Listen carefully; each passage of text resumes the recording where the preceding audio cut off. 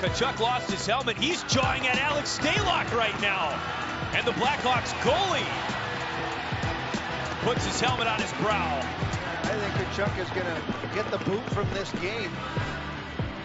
Going after the goaltender guy who's the instigator, but he was going after Stalock. He wanted a piece of him, and Stalock was out of his crease area.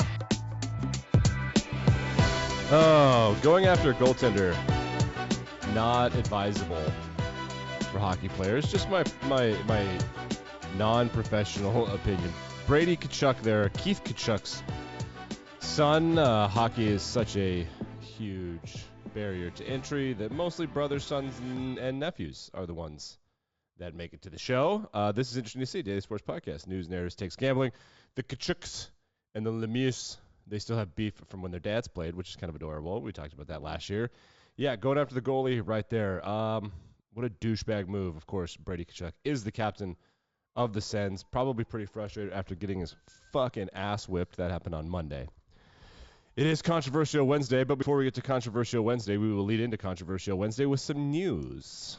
Quarterback market starting to unravel itself. Things are happening. The first thing that happened, Derek Carr signed a contract, and then Geno Smith signed a contract, probably based on the Derek Carr contract, and then Daniel Jones signed a contract, but in the middle of that, these numbers are irrelevant. Whatever Spot Track and Over the Cap have up on their websites in a couple of days are going to be what's reported. Because right now, agents want to make it look like they won the negotiations. Did they win the negotiations? Who knows? Tom Pelissero reporting the Giants are signing QB Daniel Jones to a new 4-year, $160 million contract with $35 million in incentives that he won't meet, like winning the Super Bowl and shit. Jones, 25, would have been the youngest QB ever to get the franchise tag, which they'll now use on Saquon Barkley instead. So they found a way to keep Saquon and DJ together for one more year. The real interesting thing that happened in the NFL QB market yesterday, of course, was Lamar Jackson. Lamar Jackson, former MVP, has received the non-exclusive franchise tag. So what is the non-exclusive franchise tag? It's this complicated thing that the NFL invented so that teams don't lose their best players to free agency just because the player wants to go.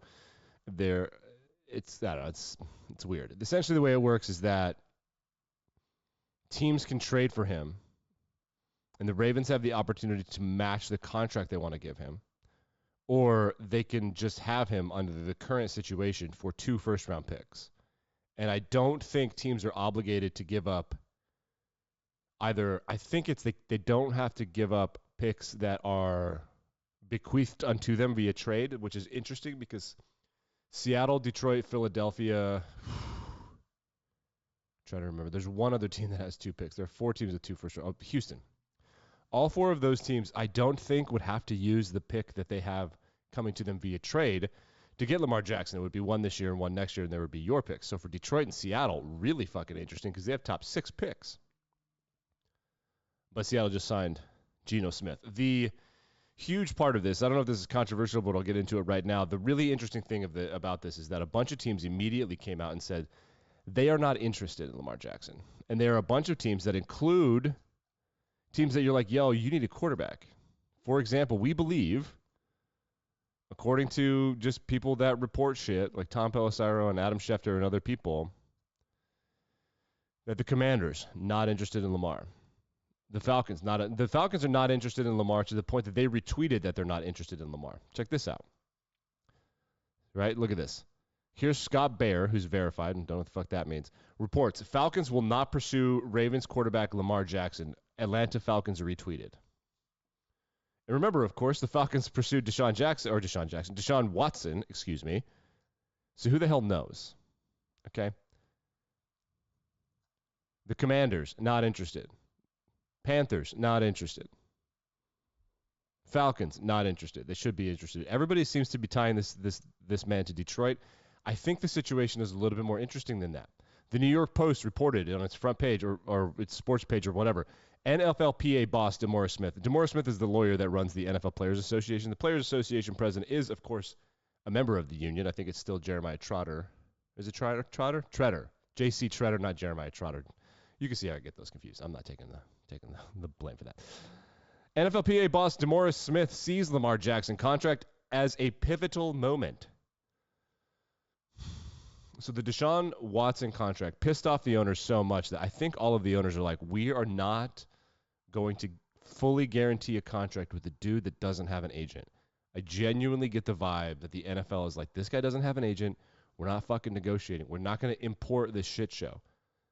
As everybody's been saying, one of the reasons you have an agent is because sometimes in negotiations, you have to call the people that you work for a motherfucker. And when you're the player, when you're the franchise player, sometimes it doesn't feel like you, the player, should be the one doing that.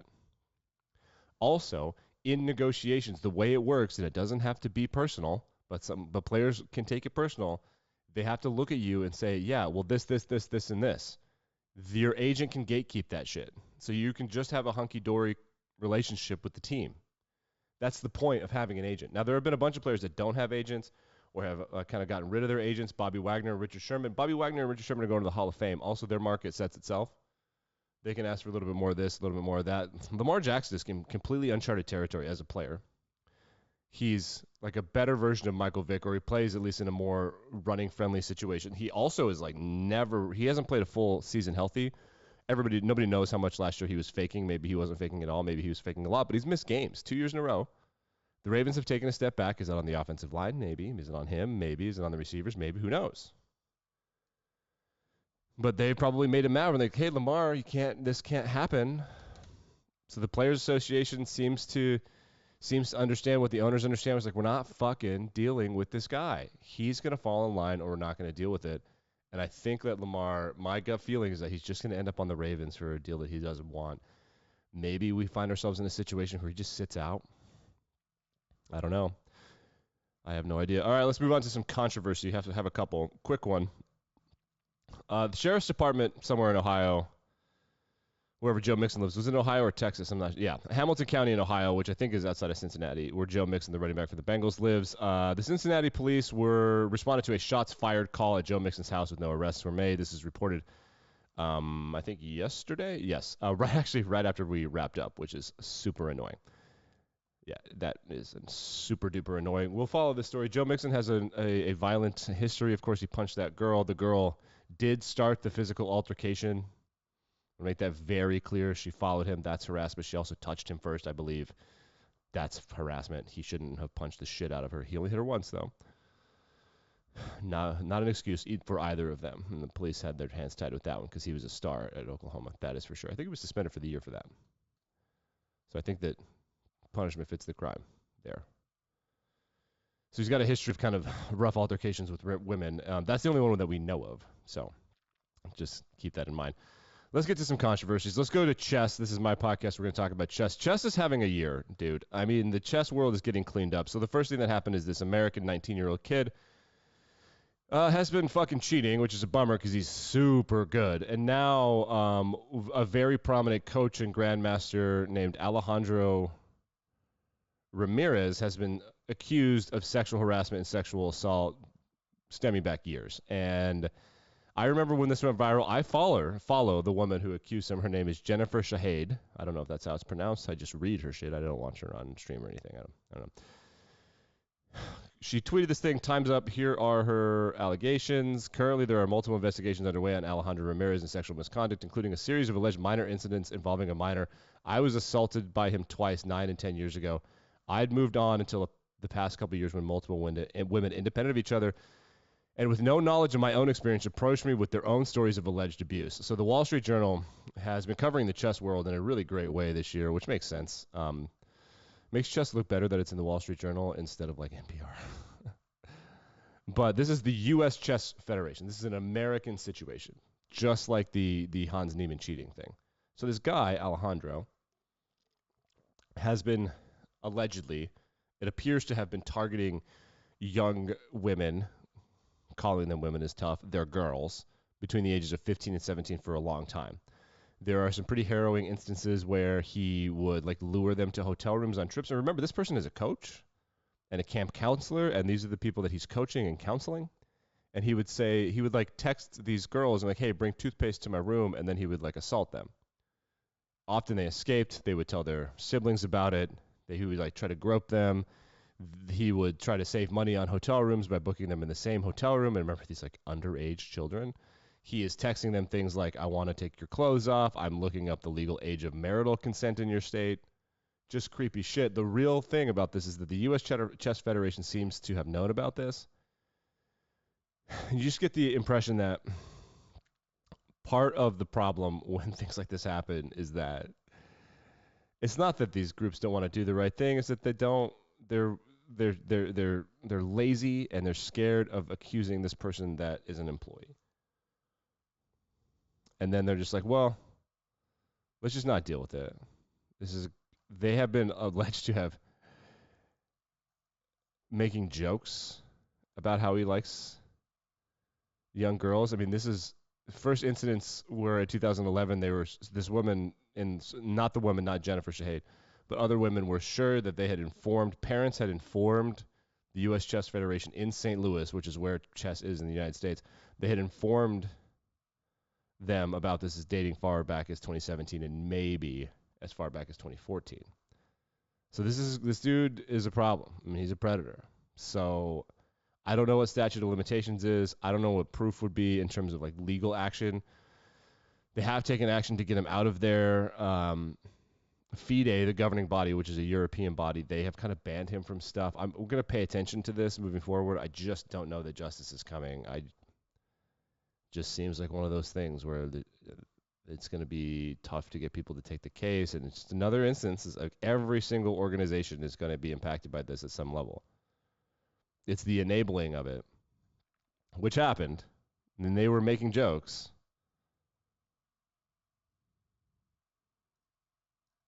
And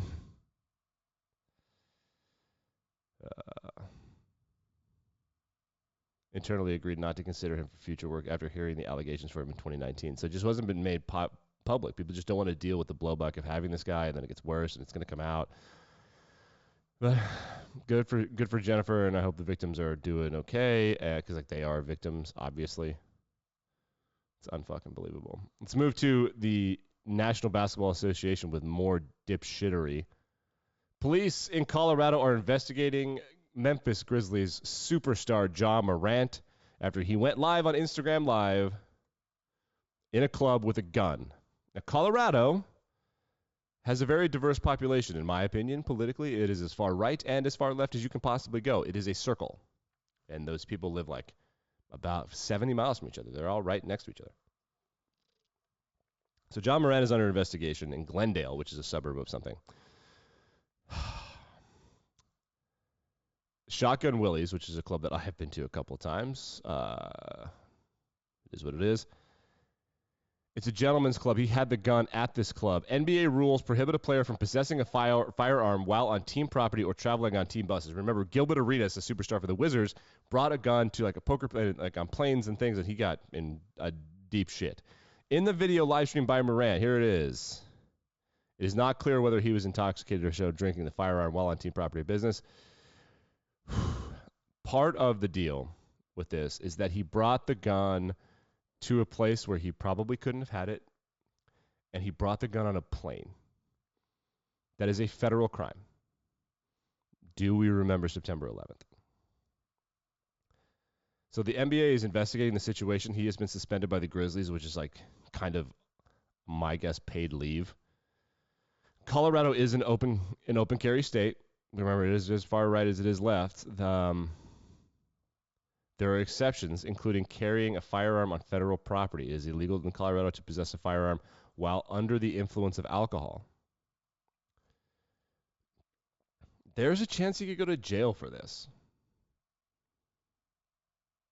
And the NBA,